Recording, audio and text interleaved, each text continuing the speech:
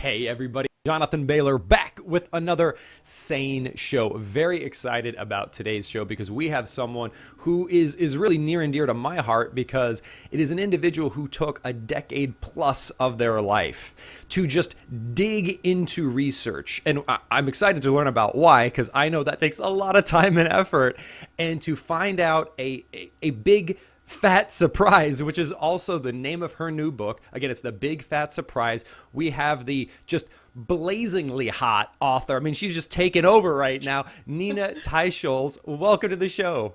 Thanks so much for having me, Jonathan. Oh, well, Nina, thank you for coming. And again, the name of the new book is The Big Fat Surprise, Why Butter, Meat, and Cheese Belong in a Healthy Diet, and has been described to me as almost like a continuation of what Gary Taubes did in Good Calories, Bad Calories a while back. So tell us a bit about your background, what inspired this book, and what we can expect inside. Well, I got interested in this subject because there were two reasons. One is that I was writing this little dinky restaurant review column that didn't have any money to pay for my meals, so I just had to go in and eat whatever the chef decided to send out for me. At that point, I was a near vegetarian, basically eating a low-fat diet, but I discovered that chefs were not interested in sending out stir-fried vegetables and chicken breasts, which is pretty much what I had been surviving on. They are interested in sending out red meat, pate, foie gras, interesting, earthy, rich taste I had almost rarely ever had before. And I found that they were delicious, that I lost the stubborn 10 pounds I had been fighting for decades, and that my cholesterol levels, my doctor told me they were fine, and that presented a mystery. In scientific terms, it's a paradox. And as a journalist, I wanted to get to the bottom of that. It was also true that I had written an article in Gourmet magazine in 2004 on trans fats, which really blew that story open, and got a book contract to write about trans fats. When I started researching that, I spoke to Gary Taubes and realized that it was not simply a story about how trans fats and how we had missed that problem, but really all dietary fat. There was this huge story there that had gone underreported. And some of my book repeats what Gary Taubes has done and goes over some of the same history. But there's also, I sort of take it to the next step. I include sections on women and children. There's a really surprising chapter on the Mediterranean diet. There are chapters on trans fats and what happened, why we didn't know about them for so many decades, and what is happening replacing them. And then the last chapter is really about the last decade of scientific research that has happened in this field. It describes Gary Taubes' contribution and the contribution of scientists who have done now a decade of really important clinical trial work. And so it sort of, takes it to the next step from where Gary Taubes left, I think, the field. It's also written for a little bit more of a general audience, not so much of a scientific audience. It's a little bit lighter on the facts and figures, a little less dense of a book than his book, although I love his book. Well, and Nina, what I've also heard folks describe is that Gary's work, if someone actually reads it and understands it, it's very difficult to say that eating fat makes you fat. Like that mythology was thoroughly debunked and continues to be debunked. But then people who continue to live in the low-fat mythology camp would say, okay, well, it doesn't make you fat, but it does give you heart disease. So you'll be thin, but you'll die of heart disease when you're 50 if you eat fat. And I've heard that your book really takes a step in the direction of saying, look, not only does it not make you fat, but really the scientific literature has never shown that it causes heart disease, and really blowing that myth up. Right, that's right. So if there's one sustained argument throughout my whole book, it really lays out the evidence about not just fat, but saturated fat, right? The greatest dietary culprit of our lifetimes, of the last 50 years. It lays out the evidence showing that the evidence behind the hypothesis that saturated fat causes heart disease was never good, that it has since been re-examined and crumbled really under that re-examination, not just by me, but by two groups of prominent scientists who've studied all those early foundational clinical trials that were used to support this hypothesis that saturated fats cause heart disease. And so my book really goes through all of that evidence in great detail, and it shows what happened to the American diet by getting rid of saturated fats, right? So we eat 11% less saturated fats now than we did 30 years ago. What happened as a consequence of that? You know, the consequences are we have a lot more vegetable oils, we have a lot of heated vegetable oils with problems, and we eat a lot more carbohydrates, right? 25% more carbohydrates over the last 30 years. So my book kind of charts what happened what happened as a result of all this misunderstandings around saturated fats. Nina, the science, in my own experience, is amazingly clear. And in fact, I had, and this isn't internet, as you know, it's not internet chat rooms. I mean, we have Dr. Darush Mozaffarian from the Harvard Medical School published in the Journal of the American Medical Association. Like, look, saturated fat has never been shown to cause heart disease. I mean, basically literally saying those words. So even, however, if you look on the Harvard Medical School's or Harvard School of Public Health's website, their actual dietary guidelines still deter eating saturated fat. Right. So what's going on?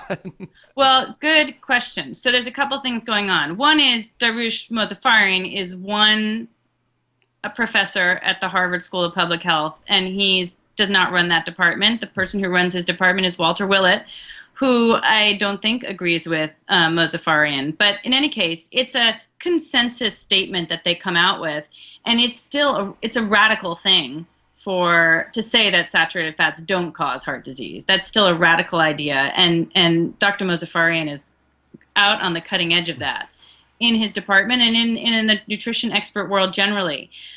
But so for your listeners and your viewers who really understand this issue in greater detail, I'll just walk you through one argument. What the remaining argument against saturated fats is, okay, the evidence was never good against them, but we still don't have a long-term clinical trial, 2 years, showing that they're not dangerous.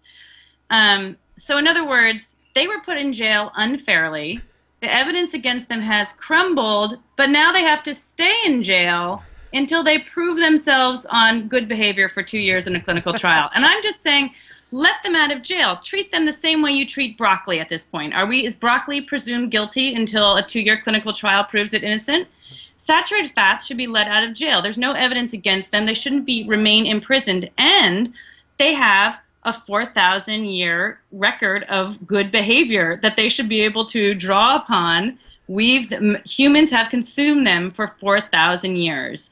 And there's a long written record going back to the chine of ox fatted with lard that was laid upon the roasted for Odysseus in Homer. I mean, there's so much written evidence of these foods being eaten in human history. And so saturated fats should just be let out of jail, is what is my argument. You should not require that they now go through a 2-year-long clinical trial to prove that they're okay.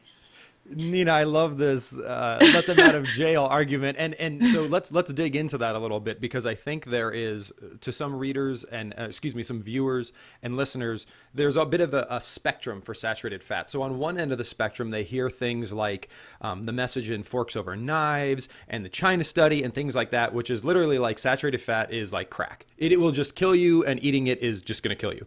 And then they hear things in early Atkins work, which is like you should go out of your way to eat, and this is an exaggeration, 70% of your calories should be saturated fat.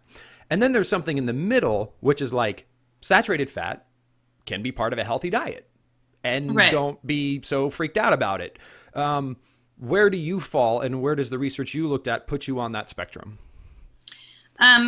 Well, I think that I endorse this view that saturated fats can be part of a healthy diet. And I think what the science shows us now, the last decade of really rigorous clinical trials, the really excellent work that has been done now, well-controlled clinical trials, show unequivocally that a higher fat diet, a high-fat, low-carbohydrate diet is better for health in terms of outcomes for diabetes, obesity, and heart disease, right? So let's say 50, 60 even % of your calories is fat. How do you get to that high-fat diet without eating animal foods, right? It's almost impossible unless you're drinking bowlfuls of olive oil or, eating massive handfuls of nuts all day long.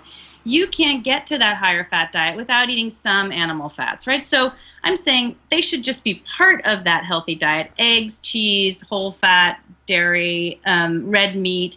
They're very densely nutritional foods, and they should be part of that diet.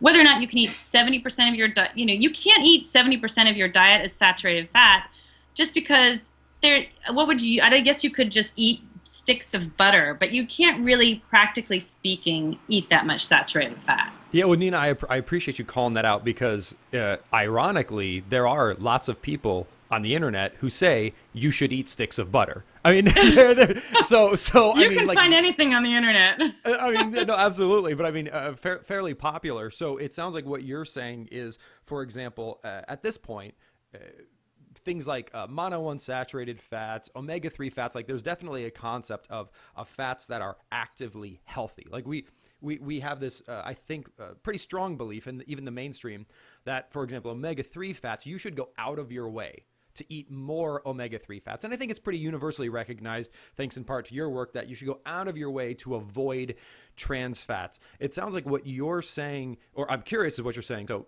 let's call omega-3 fats and potentially even monounsaturated fats, I'm curious as to your thoughts, as therapeutic fats, meaning they help to reduce inflammation, they help with certain brain functions, things like that.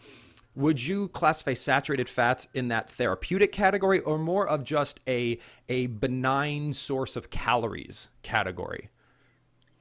Saturated fats are essential for some biological functions, your immune system health, your lung functioning. It's really essential to have some saturated fats in your diet.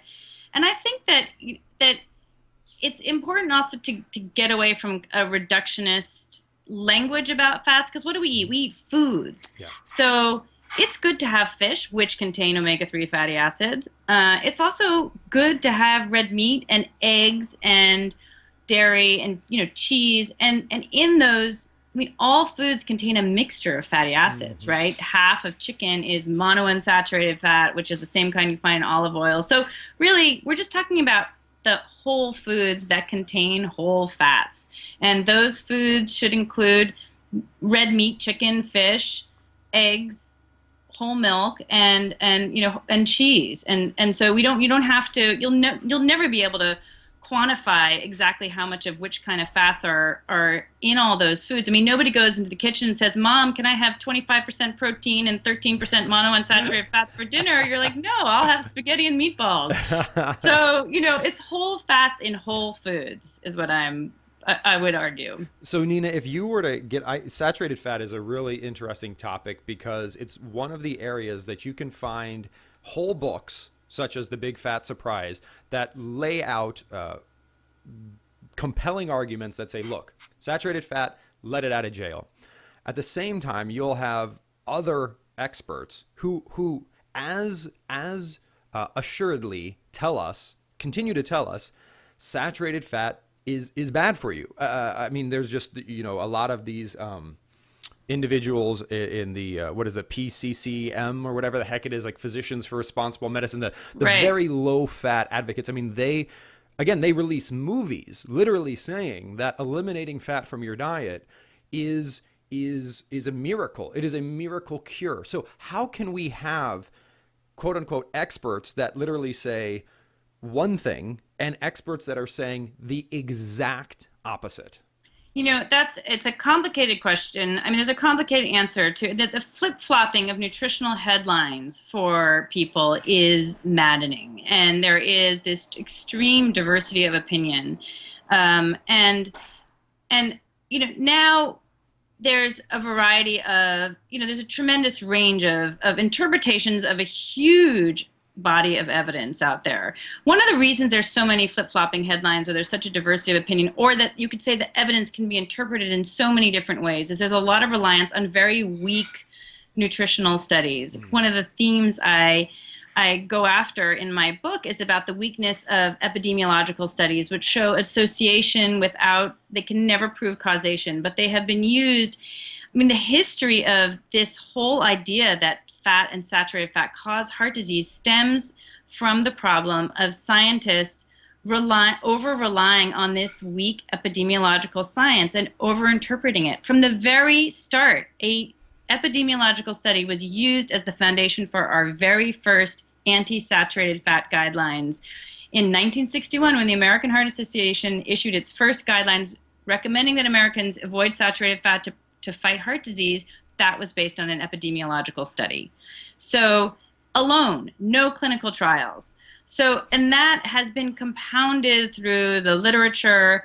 Then there's this phenomenon of studies being done with a lot of methodological problems, like, for instance, not controlling for smoking. A huge problem. At the time was discussed at length, but over time, those caveats are lost, and they're, now those studies came to be viewed. It's like a game of telephone. You start with interesting findings, but we have these caveats about smoking and this and that, and then by the end of 3 decades later, it's just the headline that anybody has remembered. So scientists have relied on these review studies, they rely on summary statements, and all the details are lost. That's one of the things that I do in my book, is go back and look at this work and to look in a granular level, what do these studies actually show? You really have to dig into the literature, as I think you have too, to find the tremendous methodological problems and to really get to the bottom of this mystery.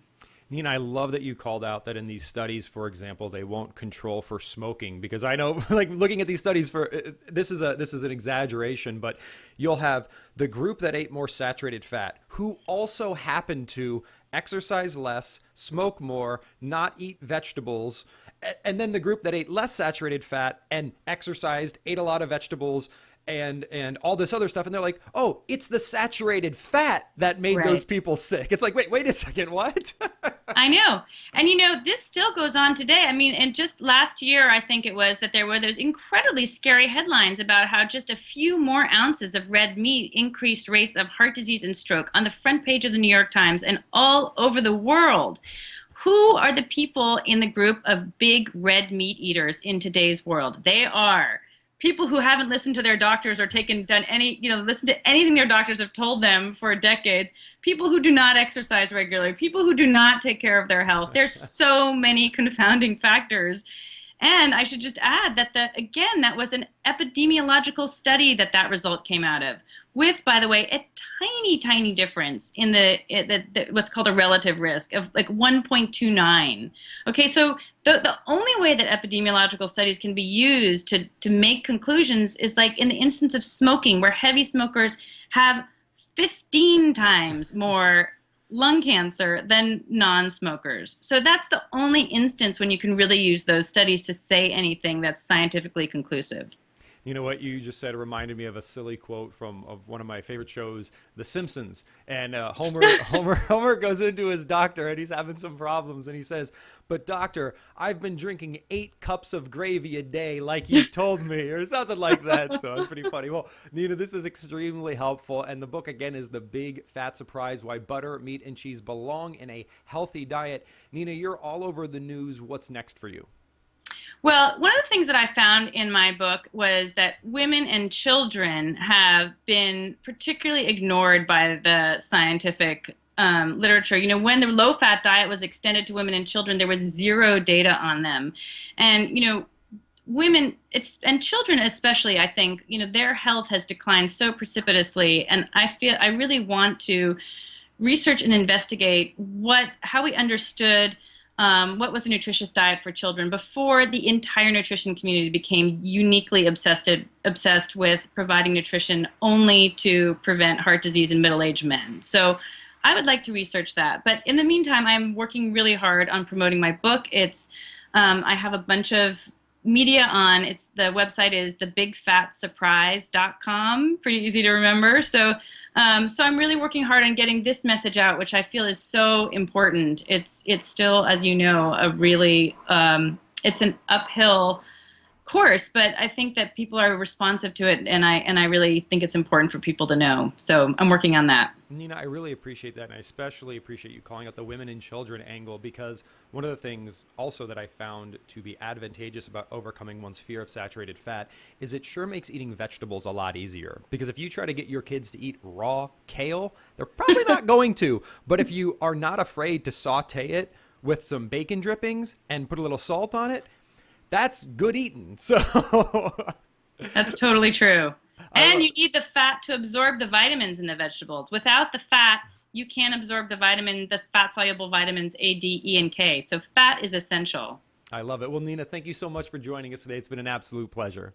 Thank you. It's great to be here. Listeners and viewers, I hope you enjoyed today's show as much as I did. Again, our guest today is Nina Teicholz, and her book is The Big Fat Surprise: Why Butter, Meat, and Cheese Belong in a Healthy Diet. And remember, this week and every week after, eat smarter, exercise smarter, and live better. We'll chat with you soon.